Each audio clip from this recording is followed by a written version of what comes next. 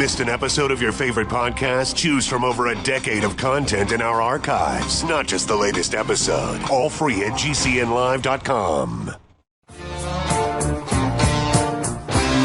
This is your call to action. Get prepared, America.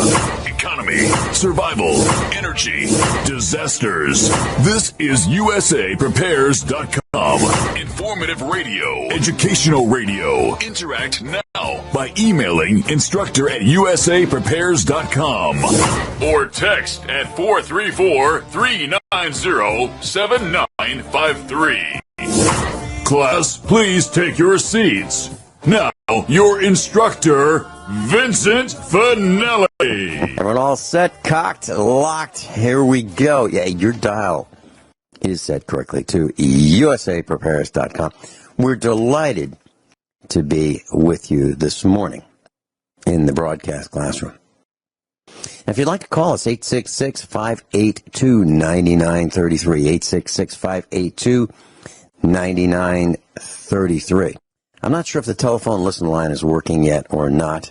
I'll test it again during the first break, but if it is, here's the number, 605-477-3249,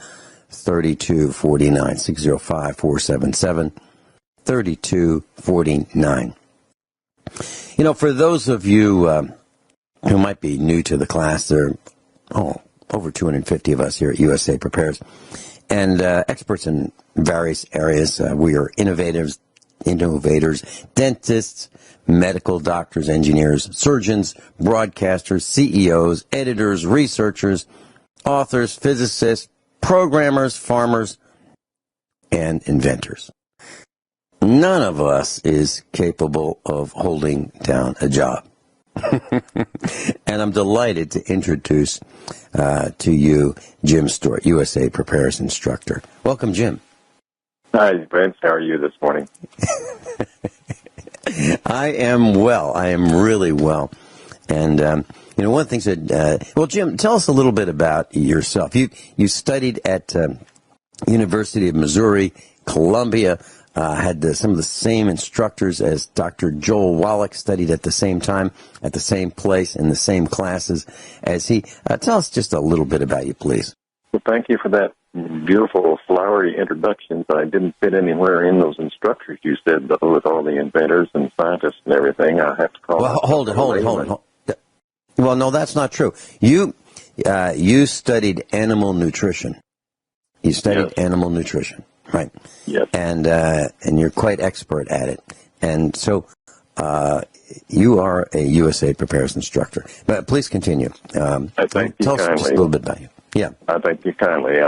You were correct that I took all of the chemistry courses, and let me mention that if you're a scientist and take chemistry, that's where you belong, because if you're not, people just don't take chemistry and do the things that Doc Wallach and I have done, because they just don't understand it and don't enjoy it. So they're in the arts or some other avenue of courses. And after I got out of school, I did two things. I worked in a family business, which was thousands of honeybee hives producing honey, and I also worked in the comfort industry as a few years as the district manager for an animal feed company. My prime objective was to take the samples of the rations for the animal customers. The customers all the animals on their farm, and tell them a ration that would make them survive and make more profit. And that's where I actually learned that Dr. Wallach was correct, that you go back to the basic elemental chemistry of the body and nutrition, and you start building blocks from there. You don't mess around with just fats and oils and protein and that type of stuff. You go back to the basic of the chemistry of the ration, and that's what Dr. Wallach did with his extensive testing that built up all of his history and all of his knowledge of this time. That's why I subscribe to following those ideas myself, because they're true and scientifically sound. Mm-hmm. Yeah, and you travel to the same seminars and conventions as Dr. Joel Wallach. I've seen you there. I've been with you. I've sat with you, talked to you there, and I have as well. And it's great to be with you, Jim Stewart. Well, let me ask you this. Today we should be talking about survival. And over the weekend, there's all kinds of survival. over the weekend, we read a story yesterday from the AARL, the Amateur Radio Relay League. And they said that there will be a test to simulate an electromagnetic pulse this weekend. And there will be communications blackout. Now, that's not their terms, that's my term. According to what I read, according to the way I understand it. Now, let me tell the class, I don't know if this is going to happen. This is just something that we've read on the internet.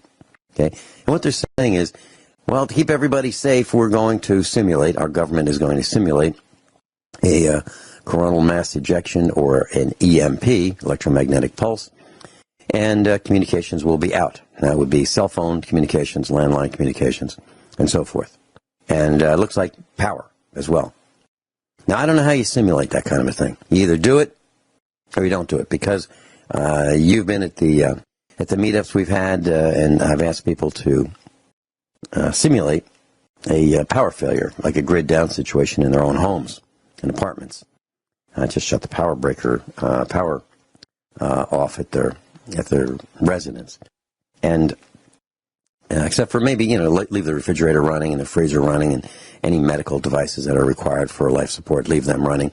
Other than that, shut off the breakers, turn off the cell phone, put some tape across the toilet flush handle and the refrigerator door handles and the faucets, and for 3 hours starting at 6 a.m. to 9 p.m., 6 p.m. to 9 p.m. at night, simulate this power outage. And then at 9 o'clock, you turn the breakers back on, and you say, well, that was pretty lousy. And here are all the things that we didn't like because we wrote them down at the kitchen table. Well, I've asked for years, about 6 years, for people to do it. No one has done it. So the government is saying that they're going to do it. Now, I don't know how you can, simulate it without actually doing it, because we've tried and we've been unsuccessful. 100% failure rate in terms of getting people to try that. So it seems to me that the only way that this can happen is they would actually have to shut down the telephone network, cell and landlines, and power grid. Now, I don't know if they're going to do it. Don't blame me if they do, and don't blame me if they don't. I think it's nuts. But that's what we've read. So, Jim, if we have that kind of an emergency, that means that if it really happens and we really have a grid down situation or an EMP or a coronal mass ejection and the supply chain fails, we're going to be in survival mode, all of us. There are going to be people who have, life dependence on medications. What are they going to do? And we're going to have people in hospitals, and they're going to be on monitors and respirators and oxygen, and heck, that's okay for a while for the oxygen because that's in compressed gas form. But when the supply chain fails and that truck can't deliver more oxygen, that's a problem, right? And imagine being in surgery and the power grid goes down, and the doctor says, just like on Jericho, I need more light, more light. It's going to be a mess. Jim, what are your thoughts about survival and preparedness? Well, you hit it exactly on the head, Vincent. If the government does that, my first question is, are they going to be able to turn everything back on like it should be, or are we going to have a extended period of problems in some areas? And if you do, you need to be prepared. And isn't it shelter and water and power? Aren't those the three things you need to survive? Food, water, shelter, and power. Yes. And that's exactly where you're going. So I personally have a 5-gallon supply of water available for me. So I'm sitting right on top of the New Madrid Fault here at Cape Girardeau right now, Missouri. And if that did happen, you'd want some drinking water for a while, and then you go to the nutritional end that we're speaking about, and that's where Doc Wallich's idea comes in. There's several companies that have good, complete programs, but I think his is the best because he has identified the 90 elements you need in his program. That if you have his Healthy Start Packs, you've got the 90 elements the body needs to survive for an extended period of time, and you're off and running as far as the nutrition is concerned. It's that simple. Jim, I got a respiratory illness, and it was absolutely debilitating. And please don't think I'm saying woe is me, class. I am not. But what I want to share with you is what it really means to the family. So let's say you have a family business, and that's what we do here at USA Prepares. We have a family business. We're a bunch of farmers. Mrs. Finelli, our son, and I run the family cattle operation. Well, when I was ill for an extended period, it's not like, well, Vinny's out of the equation and that's only 1/3. Absolutely not. It's more like when Vinny was out of the equation, our family business was down easily 75%. Why? Because Mrs. Finelli and our son had to take care of me, and Mrs. Finelli shifted duties from her duties to my duties plus her duties. And that's what our son did. And it was really, really challenging. So when one person gets sick in the family, if you love that person, it becomes a real challenge for the family to continue. Okay? Let's say the husband and wife has a job, and one of the parents is living with the family, and that happens a lot. And that parent gets sick and needs 24/7 care, and you find out that insurance is going to cover it for a couple of weeks, but it's going to continue from now on, or at least for months. Someone's going to have to stay home. Now, how does that work? Does that person lose his or her job because they're no longer at work? Or does the job say, hey, listen, phone in, you've got a computer at work, but no problem, we'll set you up with a computer at home. Does that happen? Hardly. So in that situation, it is a major challenge as well. And I can't think of very many circumstances that when one person in the family gets sick, that it's not a major challenge.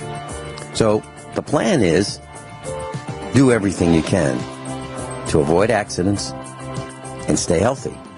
We'll talk more about that when we come back. Jim Stewart's with us. I'm going to give you his number right now, 417-863-7149.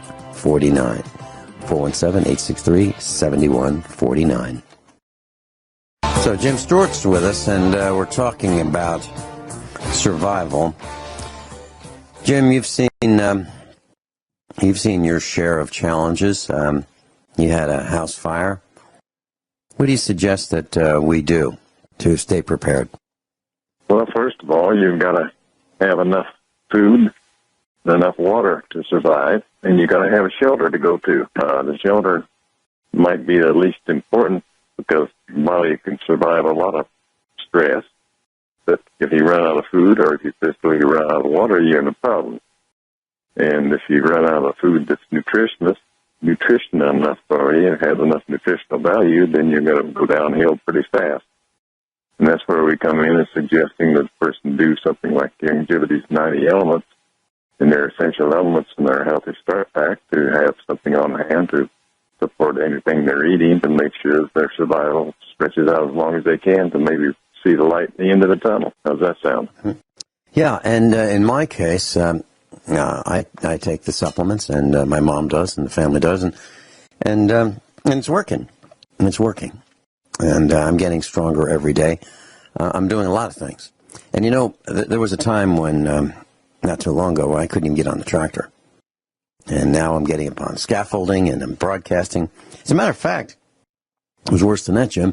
There was a time when I couldn't get a full sentence out without choking and coughing, and coughing up blood. And it was pretty challenging to keep the broadcast going under those circumstances. But I'm back, and I've called Doc Wallach off the air.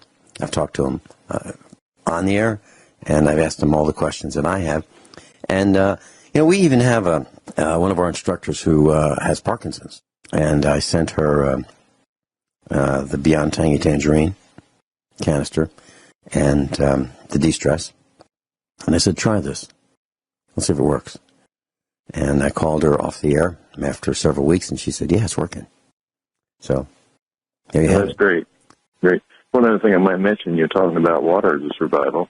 Youngevity does such things as adding the water filter canister they have right now. It's called a YDR8, and it's a quart container that filters the water for you and takes all of the pesticides and pollutants and chlorine and things like that out of it, so you can make most potable water drinkable. So little things like that help. Yeah, we drink filtered water here at the farm, and frankly, I can't imagine drinking that highly toxic, odorless. Well, it used to be odorless. It used to be colorless liquid called H2O. However, if you get it from the city, the municipality, it's no longer odorless, right? Right, it's got lots of odor, hasn't it? Yep. That's where your filter comes in, some type of filtered water, and that's why they've come out with this water bottle that does the job for you. A little filter in, a charcoal filter in it. It's the quality that takes out most of that stuff. I was shopping with our son in Springfield a few days ago, and we were at a tool outlet, and they had a sale on these tool bags. They're made out of a synthetic fabric, and you can put tools in them, and they have little handles. And so we got like 5 of them. They're very, very inexpensive, a few dollars a piece, maybe $4 a piece. And I said, what are your thoughts with this? He said, I'm going to put them in all the vehicles. It's okay. And what are you going to put in them? And he said, emergency supplies, including water, including supplements, including dehydrated food. Now, we do this anyway, but he thought it ought to be organized better. So that's what he got. And he was concerned. He's concerned. He wants to have that in all the vehicles. I thought he was going to put tools in it, but we already have tools in the vehicles. So he bought it for emergency supplies and supplements and water. So in our vehicles, milder, there's food, and there's water, tools, and serpentine belts, flashlight, blanket, mechanics gloves.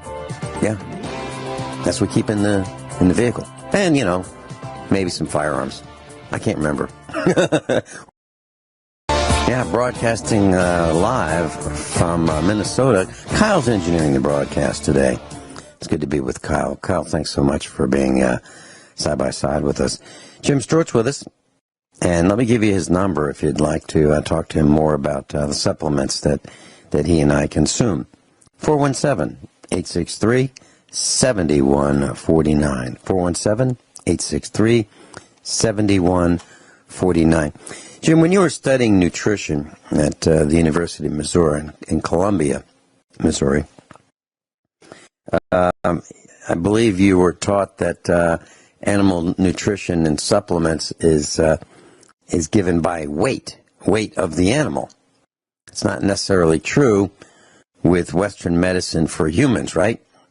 Absolutely. If I were given a dose of, let's say an antibiotic, I think I would get the same milligram dose as someone who might be 3 times my weight, right?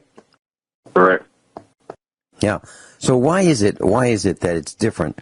We apply science and chemistry a little differently for animals. Which is better? One dose fits all, or let's go by weight? Actually, it's the same. It's just that science has gotten to the point where they say that we know what's best, and you take this and shut up. So we've lost the knowledge that the college professors told us for many years, that your body needed so much per pound body weight of nutrients, and if you didn't supply the right amount of nutrients per body weight of the individual you're treating, then you ran out too soon, and it didn't do the good that it should. So that's why Doc Wallace is back to the poundage deal. He knows that you have to have enough nutrients for every pound of your body, or it won't work in the long run for you. So he's been honest enough and brave enough to say, you got to take it by body weight. I believe you might have met my dog when you've been to the farmhouse, Thomas Jefferson. He's an English Mastiff. And he's probably a little bigger than the last time you saw him. He's probably pushing over 200 pounds now. And I got to tell you, when we feed TJ, he gets more in his bowl than some of our other dogs who probably weigh in at maybe 95 pounds. He gets more in his bowl. Well, because he's a bigger boy and he eats more. Well, it makes perfect sense to me that we should be consuming supplements by weight. It absolutely does. Jim, when you take supplements, would you share with us which supplements you take and why? I don't mean to pry, but if you're willing to share that, I think it'd be interesting to learn. That's fine. I'm glad to outline that for you because it just follows the 90 essential elements outline that the body needs a certain amount of calcium, and then it needs all of the cofactors, whether they be minerals or vitamins, to go along with that calcium to function properly. There's no difference between that and what you do for the soil out here. And when you fertilize the soil, to make it sweet with the calcium so that it puts the nutrients in the plant, so the plant puts the nutrients in the animal that eats it. And I take calcium based on body weight, and it should be around 1,000 milligrams plus per 100 pounds of body weight per day. And then you add the multivitamin complex, which is a BTP, which makes an easy way to take it, soluble powder that you just put in your water and drink it. And you take it by body weight also, so you've got enough in there. And then you add to that the minerals and the fatty acids, because you can't mix fatty acids with water. Fat and water don't mix, so you take the fatty acids separate. In the body, well, actually, the EPA and the FDA both admitted a few years back when Doc Waldich sued them that the body could use 3 to 6 grams. That's grams, not milligrams. 3 to 6 grams of fatty acids a day with no bad effects to them. So they said, well, if we say you could use 3, it might be beneficial. So they cut it in half just to feel like they had some control yet. And that's a lot of fatty acids, but they get them in any tablets, including Youngevity's now, that shows that you got 3 to 4 grams of fatty acid coming into you a day. Minerals, that's a little different subject because minerals only pass through the body and do their job and don't stay. So you need to keep replacing the minerals, and that's why professional athletes have a shorter lifespan than the average person. They just don't take enough of the minerals to replace them, and their body runs down and wears out, and they die sooner. It's that simple.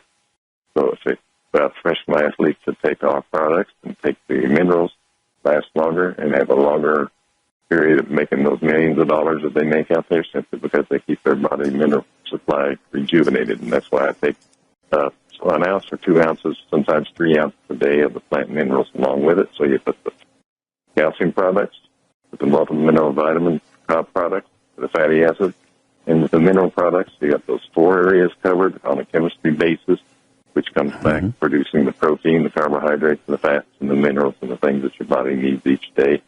And if I miss it 1 or 2 days, I don't go down too far because my body's already got reserve in it. If I have a day that I'm too busy and don't get all of it taken, I can come back and add a little bit more the next day, catch up with it, and everything equals and balances out, and that keeps me in good health.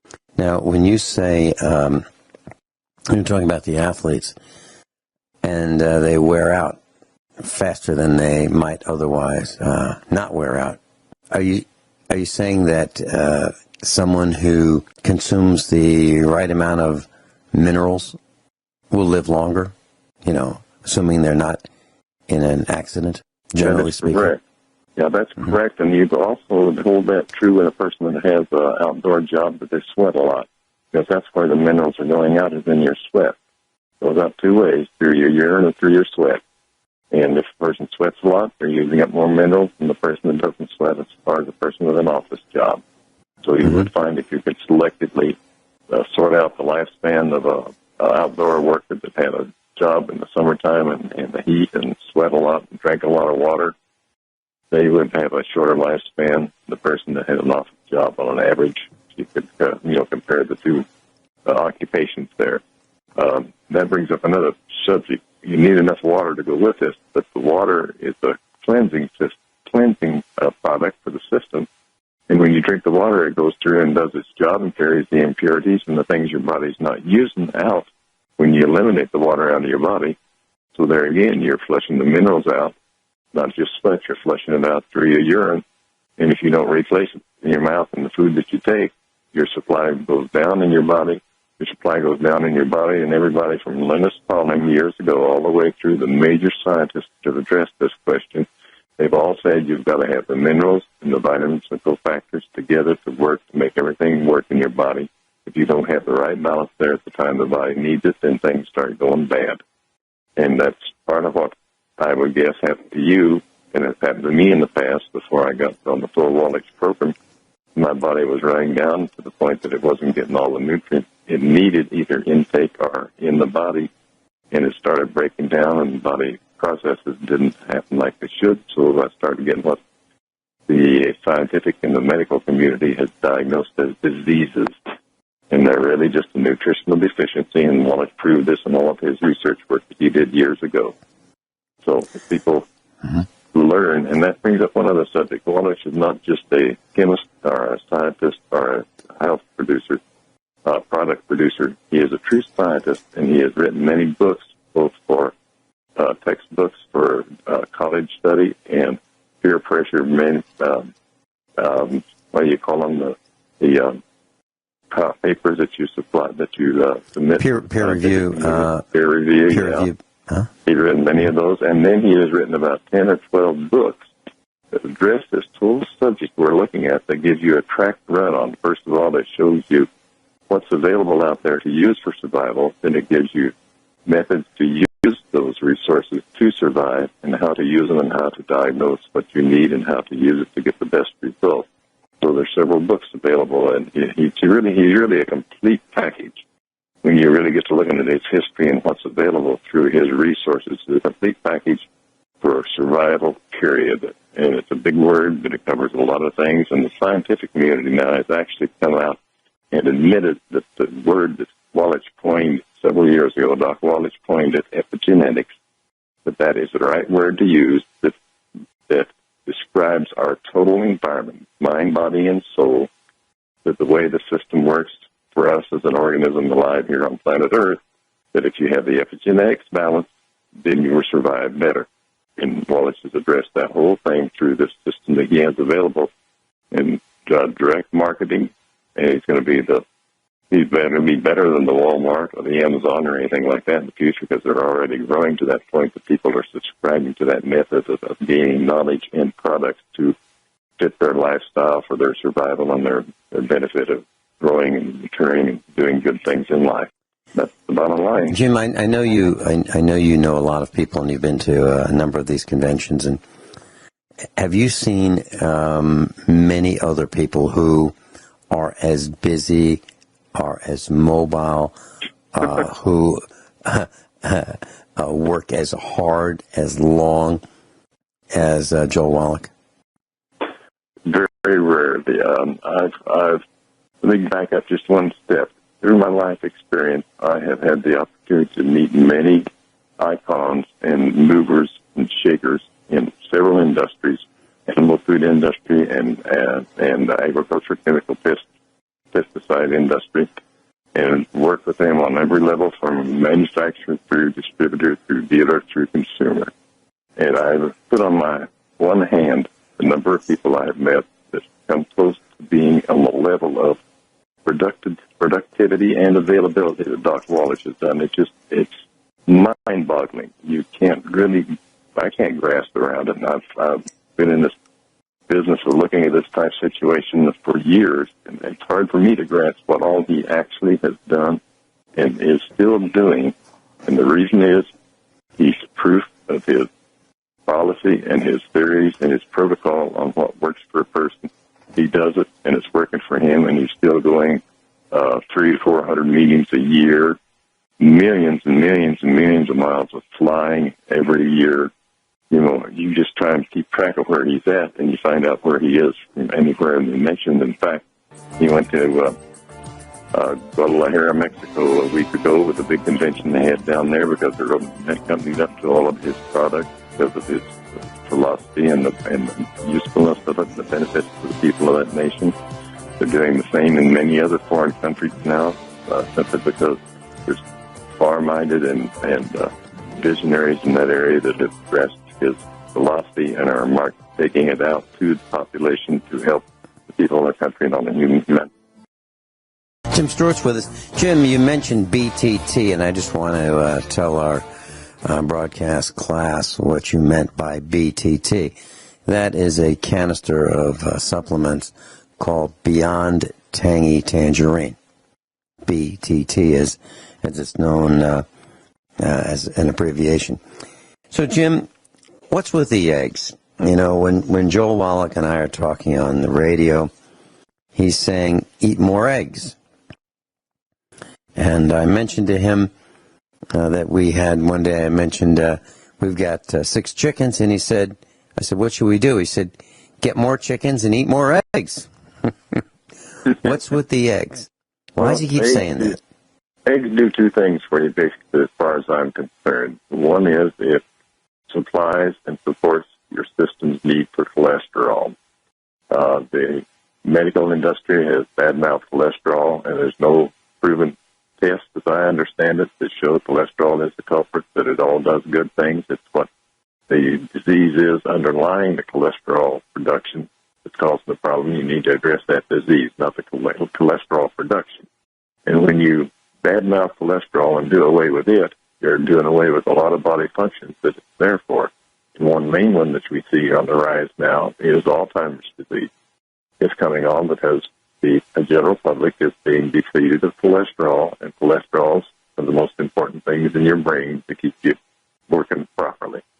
So there you get the cholesterol from the eggs, and that's one place they really help in eating more eggs to keep your brain functioning better, to keep your health functioning over a longer period of time. Secondly, they're a pretty complete nutritionist food, but a lot of the stuff you need in a simple egg and get it all in one place.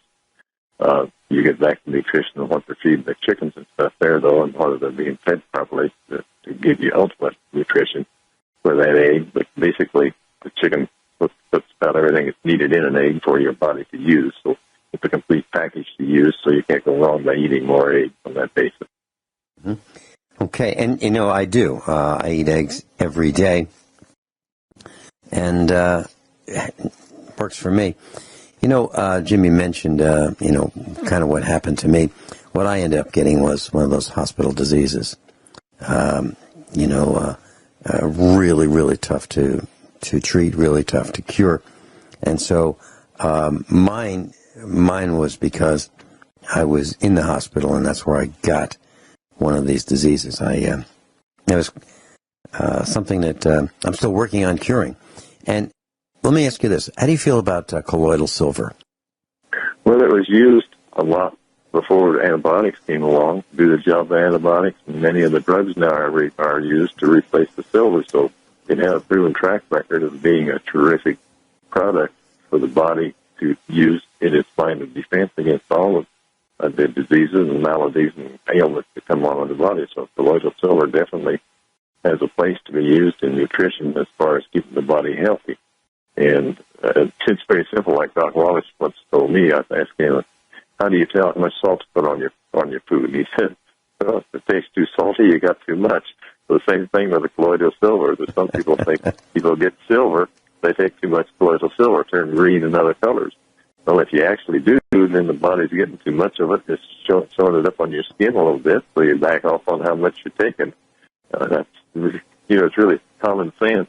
I have a good preacher friend told me one time, they asked him about how life works and how it should work, and he said, Jim, it's all common sense. You just use common sense. You'll come out all right in the long run, and just all the way through it and use common sense. So we're back to that same answer on colloidal silver. It's been there forever. It's done its job.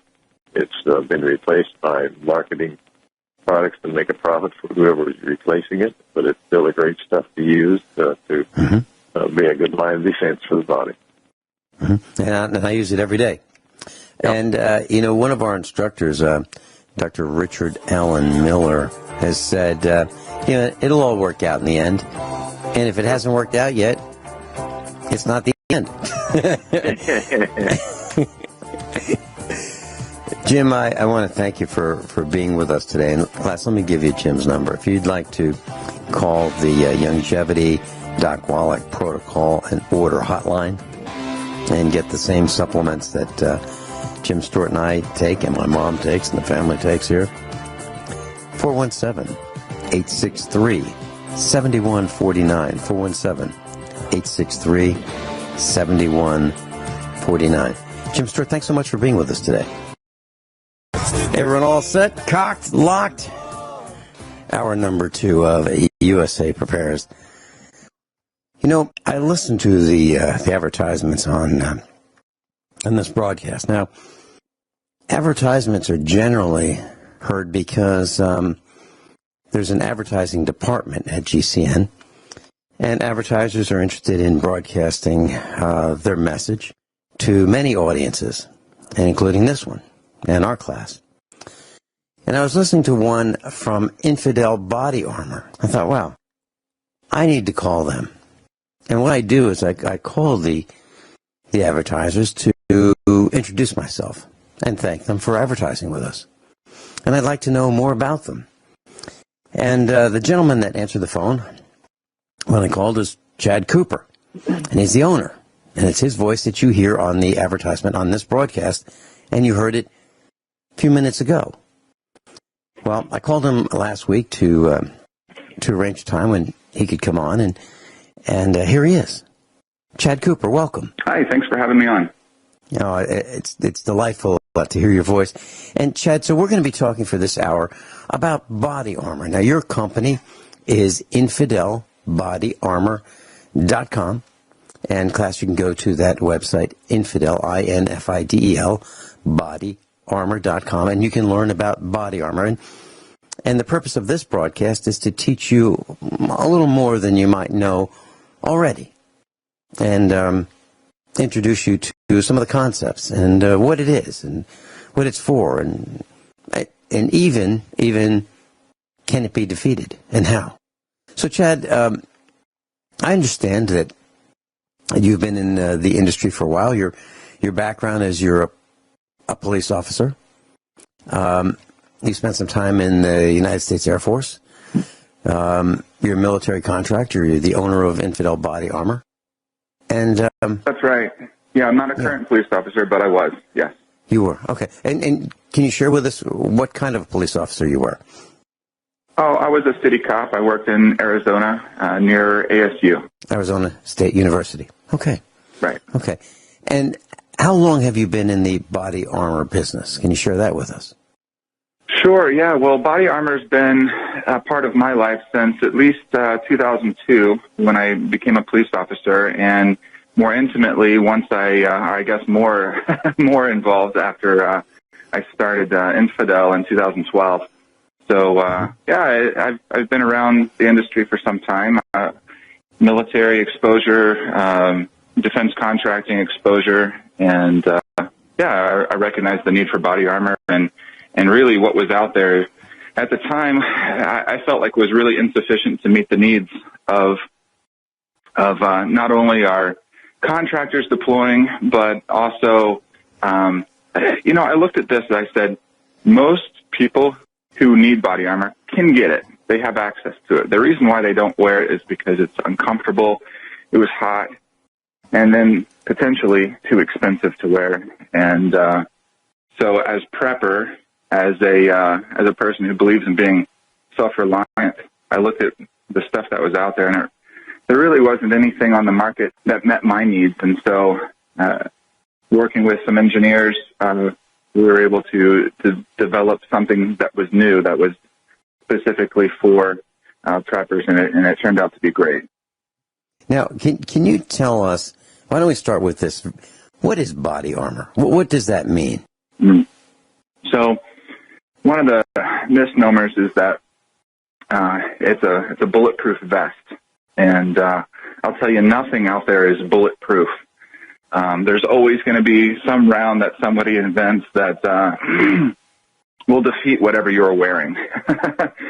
So you don't want to think that you're bulletproof once you've got one of these vests on. But body armor is designed to mitigate the threat, and what that means is you look at the threats that you're most likely to encounter. Right now in the United States, that's pistol. Now that could change overnight to be rifle threat and becoming more like a war zone. But yeah, you select body armor based off of the most likely threat that you're going to face, and of course you're mitigating the threat because you're not wearing body armor from head to toe. you're basically just covering your vital organs and hoping to walk away even after you're shot. Okay, now let's talk about the construction. I've seen body armor that is Kevlar. I've seen the plates I'm talking about inside the carriers, and I've seen some that are steel. Can you tell us the pros and cons of steel versus Kevlar versus maybe some other kind of materials? Yeah, there's a few different materials out there. The two you mentioned, steel and Kevlar, which is the Kleenex brand of tissue. Aramid is the generic name for it, and it's a tightly woven fabric very similar to fiberglass, but it's much, much stronger. There's also some newer materials. For instance, there's something called, it's a polyethylene. It's basically made from the same material as your milk jugs, but much denser. And that also can stop bullets. There's also ceramics, which is what's used for a lot of rifle protection, especially when you get to armor, piercing resistant armor. You will use ceramic, and that's been around since the 80s, possibly even before, but widely used in the 80s in the military, ceramic plates. And gosh, the technology has advanced leaps and bounds since then. But yeah, those are the primary materials that are used: the steel, Kevlar or Aramid, polyethylene, and then also ceramics. And so what we'll do is either use one or a combination of those materials to achieve the threat protection that we desire. So some of the drawbacks, obviously, with a rigid material like steel or ceramic is that it is hard, and you're limited on how much you can put on a person's body because the body is designed to move. And so that's where some of the flexible Kevlars and Aramids are fantastic. The downside is that with that flexibility comes higher vulnerability. Typically those flexible armor, like the Kevlar Aramid materials that you see police officers wearing on a daily basis, those are designed to only stop pistols. If you want to get to the rifle range, you've got to be able to, or you've got to use a rigid material to stop the rifle. We're talking about a bullet that's traveling 10 times faster, much, much higher velocity, and it requires a harder material to stop it. That said, if you put enough layers of Kevlar in front of a rifle bullet, eventually it will stop, but it's not practical. Yeah. What are your thoughts about steel body armor? Do you have any concerns about SPAL? Okay, so some terminology. You use the word SPAL. SPAL technically is material from the backside that breaks off and could, hit the body it breaks off of the backside of the body armor, the side that's closest to the body. And that's actually a widely used misterm. Fragmentation is probably what you're looking at, and definitely fragmentation is a concern with steel. In fact, during the early stages when we were developing Infidel body armor, we looked at some high-speed footage of what happens when a bullet strikes steel, and there's a few different ways that bullets are stopped by body armor, one of which is you make the material harder than the bullet itself, which is the case with steel. And what happens is that bullet shatters into thousands and thousands of little pieces.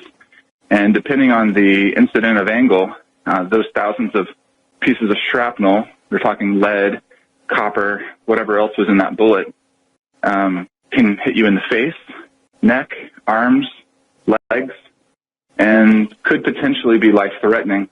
So it's definitely a concern. And it was such a concern that after watching that video, I was nearly ready to throw in the towel and say, this isn't anything I want to be even close to, because if my friends got a steel plate in, I don't want to be on the receiving end of this shrapnel. And so there's a few things that are done to mitigate this threat, and everything's about mitigation. And so what we did was we took a high-density polymer very, very similar to what you'd find in the back of a bed liner type material.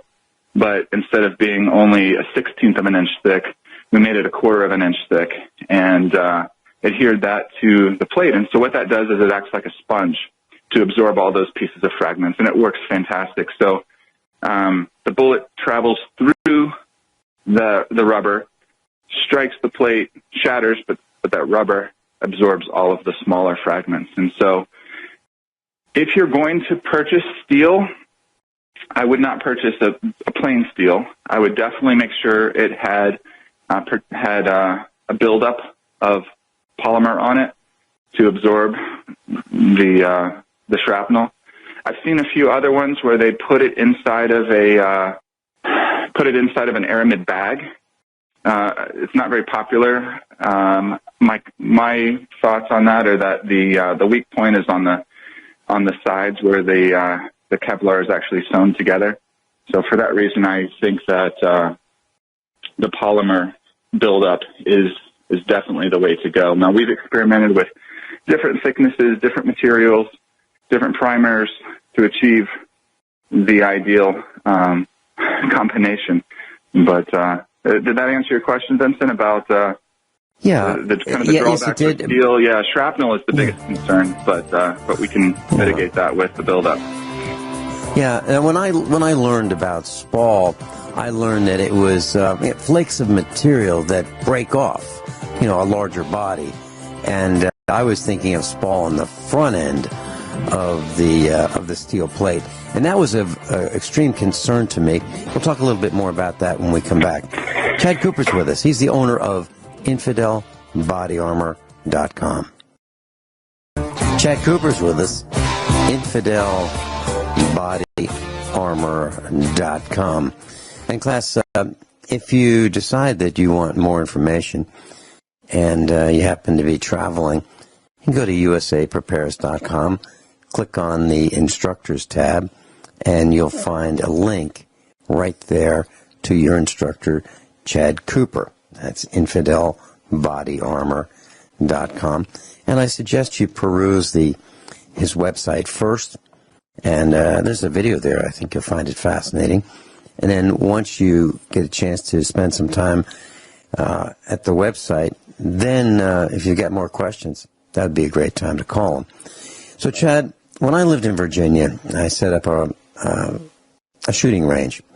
And I decided I didn't want lead sprayed all over the farm, and I wanted to collect it. So what I did was I got a leaking 550-gallon fuel tank that I had, and I cut out a third of it. Now, a 550-gallon fuel tank is typically 3/16 steel material, and it's 72 inches high by 48 inches across.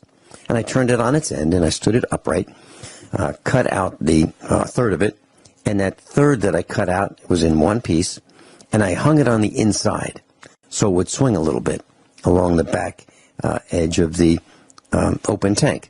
And I would shoot at it with 22 long rifles and handguns that had lead round nose projectiles or bullets. And I literally expected that I would see a collection of lead inside this 550-gallon steel tank. And that was not the case. What happened was thousands and thousands of rounds went into this tank. We'd set up targets, hang the targets in the front of it, and the lead would, I won't say vaporize, but it would fragment into almost microscopic particles, dust, literally dust. So I thought I would see some chunks of lead in there, no chunks of lead at all. Now, fast forward to body armor, and I was at a convention, and there was a guy selling body armor, and it happened to be plain steel that was just painted. And I looked at that, and I thought, this is not something that I would want to wear, plain steel, without some kind of a rubber or polymer coating, because what I remember from my experience with my rifle range is that projectile, when it hits steel, it goes in all directions vertically, horizontally, goes everywhere. And if I were shot with this steel plate, I would get hit in the face with some of the spall. Yeah, that's a great observation. Yeah. That's absolutely true. A lot of times you can find some chunks, but yeah, it does vaporize pretty much. It turns into very, very small pieces, smaller than sand. And that's right. That's exactly right. And so I did not buy one from that person because I thought, this is crazy. This has not been figured out. This has not been engineered right. Not only that, but the body armor, and I'm not talking about yours.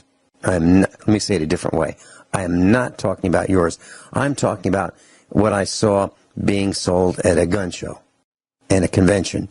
And it was just simply spray painted with, what looked like something you might put on a car for paint. Okay, nicely painted, but still, there was nothing to absorb that spall.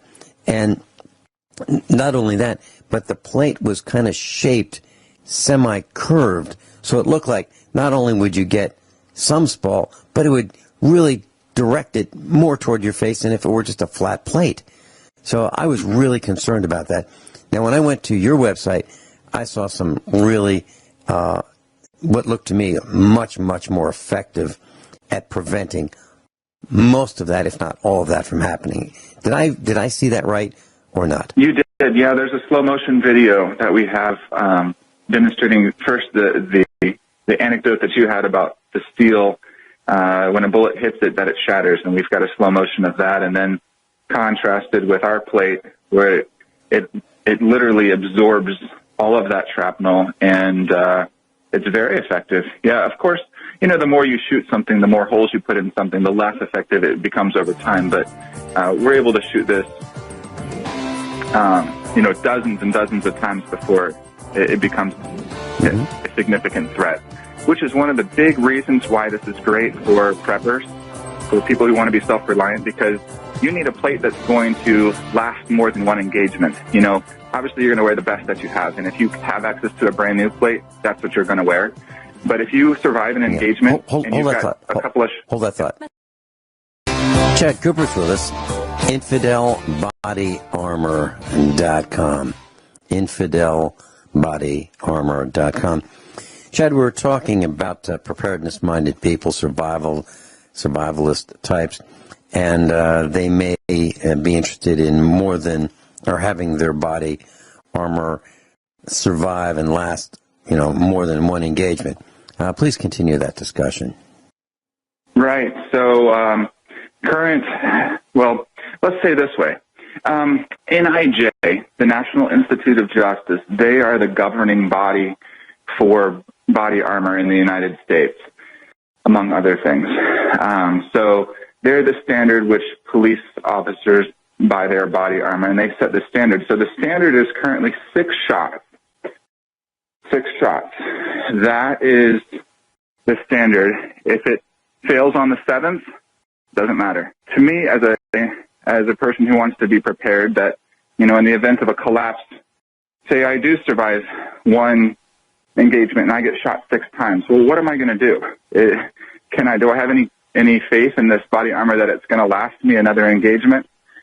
And so, as a prepper myself, to me that was unacceptable. And so, that's one of the huge benefits of using steel. I mean, this is the same material that the military uses, and the same material that's used in targets. For instance, those gongs that you see at the range, sometimes those really long distance ones where you shoot, it's that same type of material. So I can tell you, one of our plates, took it out, I shot it 100 times with an AR-15 and 100 times with an AK-47, the same plate, without a single penetration. And so, to me, that gives me a high level of confidence that, I can survive multiple engagements, and my body armor is going to last a lot longer than I will. Okay. Well, what about the shelf life, Chad Cooper? I remember being at a convention and learning that the shelf life of some of the materials is about 5 years. So that means if you buy it and put it in your clothes closet and you take it out 5 years from now, it's expired. Is that true? And if it is true, what does that mean when it's expired? Does that mean it's worthless, or it's got less of a capability of protecting you? Okay. So the 5-year is also part of NIJ. They require manufacturers to warranty their body armor for a minimum of 5 years, and so that's the standard that most manufacturers have adopted, is a 5-year warranty. So imagine you're selling and manufacturing a product that a police department that's got 1,000 people in it has to purchase from you every 5 years. So it ensures turnover, right? It ensures your industry continues to sell. It's a racket, right? So when I was a cop, we cleaned out a locker that we pulled some body armor out that was probably, I think it was about 25 to 30 years old. We pulled it out and we said, hey, let's take this down to the range and shoot it. It stopped every round we fired at it, every handgun round. So I know that's just one anecdotal case, but my belief is that as long as this body armor is stored in a climate-controlled environment, it's going to last a long, long time. So I think also something to keep in mind is this 5 years. It's designed with police officers in mind who are wearing it every single day. They're sweating in it. They're moving in it. They're exposing it to environments that, if it's sitting in your closet, aren't going to be exposed to. And so I hope that makes sense. And I want to add though. It does. It does, Chad. And what's coming to mind is the extreme heat and cooling, the heating and cooling of the body armor. Now, we're not talking about steel plate, because that's impervious to, the extremes of temperature between 98.6 of the body and then being put in the trunk at maybe 130 degrees of a vehicle, and then being put on the closet shelf, which might be 70 degrees. We're not talking about that, because the worst thing that could happen is it would rust, and that's kind of unlikely as well. But we're talking about these fabric type body armor, the aramid or the Kevlars, right? Right. So there's two different materials I want to talk about here. The first one is polyethylene. There's some lightweight plates out on the market. Very, very lightweight rifle plates. They're made of that milk jug material I was mentioning, ultra high density polyethylene, and it will stop a 308. It does not perform very well against AR-15. It's a smaller diameter moving at a higher velocity, but the point is on that one is we use that same material behind our ceramic. So there's a layer of ceramic, and then we put this polyethylene behind it. The reason I bring this up is that it is affected by heat temporarily. So if you imagine a piece of rubber, if you heat that rubber up, it's going to stretch more. It's going to become softer. As soon as it gets back down to normal temperature range, it regains its properties, and so it's not permanently damaged. Which is, I know there's a guy on the market that sells thermometers that lets you know if it's ever exceeded 200 degrees, but frankly, it doesn't matter as long as you get it back down to normal temperature range. All the qualities return. Conversely, if it gets too cold, the material becomes denser. We've gotten it very, very cold, colder than you would wear it, like in Alaska type of sub freezing. Like I think we got it to like negative 50 or something like that. It still stops all of the rounds. But if it got freezing cold, it would just become too brittle, and then you'd have the same problem. But I don't think that's the biggest threat. The concern is heat. While it's hot, if you pulled it out from your car, the trunk of your car, and you threw it on, it would not provide the same stopping power as if it was at room temperature. But it will return to normal stopping power once the temperatures return back to normal. Now, as far as Kevlar goes, that's actually not that affected by heat. It's a cloth, just like your T-shirt or any other cloth. It's still going to have the same properties at pretty much any temperature.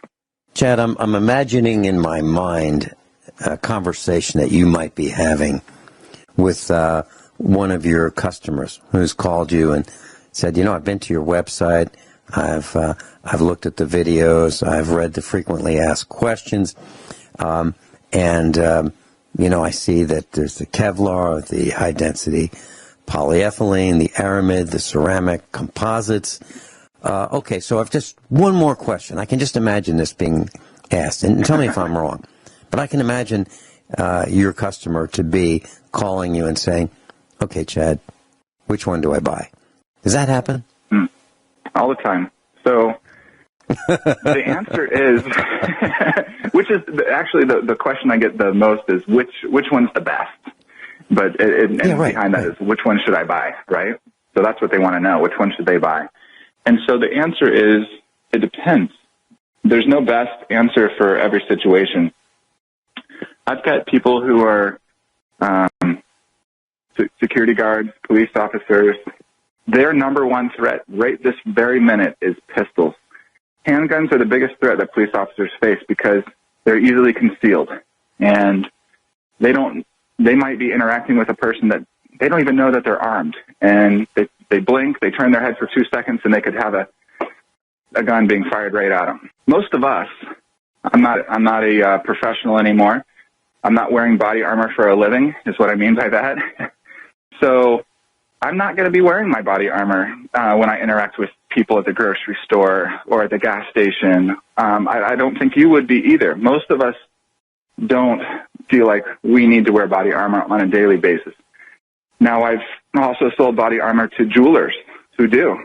I've sold body armor to pawn shop guys. I've sold body armor to tow truck guys that repossess cars. They face that threat on a daily basis. So if you're going to be wearing this on a daily basis, you should be getting some sort of soft body armor because you are a million times more likely to be shot with a pistol today than you are with a rifle in America. Now, that could change.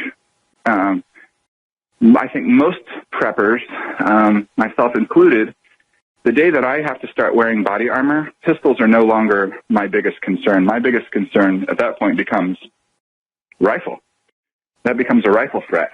At that point, we would be living more in like a war zone type of situation where we're worried about longer range threats, standoff threats, people shooting AR-15s, people shooting hunting rifles, people shooting AK-47s, that type of threat.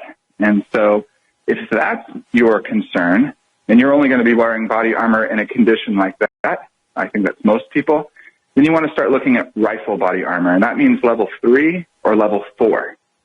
Level 3 means that it'll stop your common rifle rounds, your AR-15, your 30 cals, to include the 7.62 by 3.9, the NATO 7.62, AK-47, those types of rounds. If you live down closer to the border, and by the border I mean Mexico, there are some armor-piercing rounds out there. You can buy them on the internet right now. Most of the true armor-piercing rounds, I'm not talking about the green tip penetrator M855s that the military uses for the AR-15. True armor-piercing rounds are going to be that 30-06 cartridge, black, usually on the tip, and typically going to be fired from a scoped rifle, unless you're facing a military threat. In that case, you can kiss your chances of survival goodbye anyways. But that would be level 4 body armor to stop the armor piercing. So I typically sell either the level 3 steel plates, those are the most economical, or level 4. And level 4 are the people who said, I just want to make sure I'm covered against anything that's out there. And we sell level 4. Now, there's actually some middle road here. I have a level 3 plus, is what I call it. It's kind of the best of both worlds. It's lightweight, and it also stops against the common caliber threats like your AR-15, green tips, 193s. Class, Chad Cooper's with us. He's the owner of InfidelBodyArmor.com. InfidelBodyArmor.com. Chad, I've been to many a gun show. For decades I've been going to gun shows, and And I remember seeing many, many, many times a very popular cartridge, 30-06.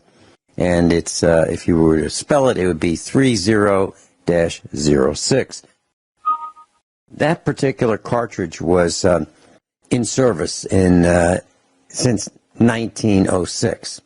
It's been used in World War I, World War II, the Korean War, the Vietnam War, and even presently in the military. It's a powerful cartridge. It might be considered a high-powered rifle cartridge. And the ones with black tips, you can see them at gun shows even still, and those are considered the armor-piercing ones. Now, my question is, as you mentioned, someone using them might be using them with a scope, and let's say a person were hit with one of those black-tipped, armor-piercing 30-06 rounds at 200 yards. What would happen? What would it feel like? I don't think they would feel too much if they would die. It would be devastating. A 30-06 cartridge is a huge cartridge. I mean, this is used to take large North American game, deer. I guess you could also use it against an elk, or probably not a moose. But yeah, this is designed to take large game, and against the human, assuming it's a torso shot, it's going to be devastating. High velocity. Now, yeah. With body armor, what would it be like?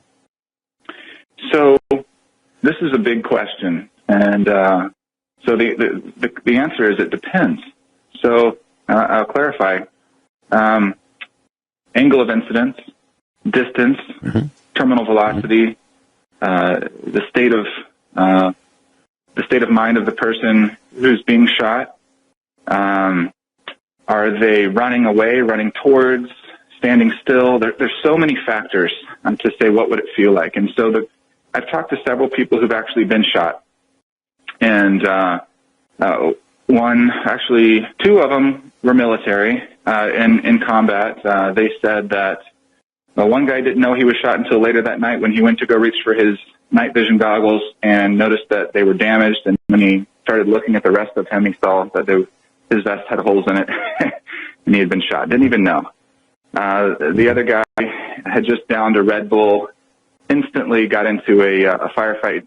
He said he felt a cramp in his lower left. He attributed it to downing that Red Bull too fast, and it wasn't until later that he actually saw that he was shot, and it had just barely clipped the edge of his plate. And within an inch, he would have taken a round in the torso. The other guy, you mentioned there was a unique video on our website. There is. This guy, Marine Corps veteran, trying to raise awareness for PTSD, shot himself several times with handgun, and then also had his wife shoot him from 15 feet away with an AR-15 green tip, and then also from 15 feet away with a .308. And I don't recommend anyone do this. I don't want anybody to try to recreate this thing. I advised him against it, but he decided to do it anyways. But it was interesting because we get to see the results of what happens when a person gets shot.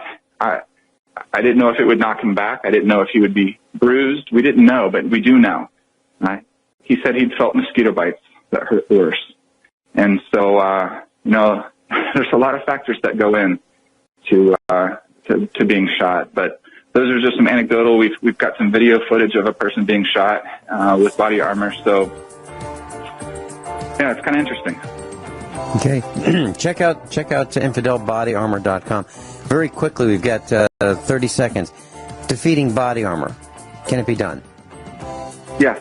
You can defeat body armor if you have a high enough velocity round. Chances are you won't have that.